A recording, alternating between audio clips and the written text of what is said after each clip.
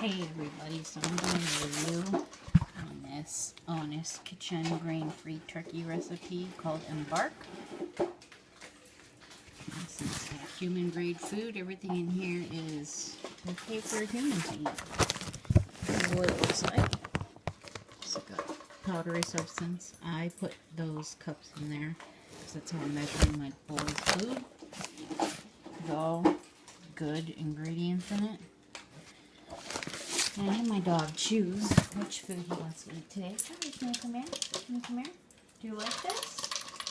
Do you like it? Where is it? Do you like it? Yeah?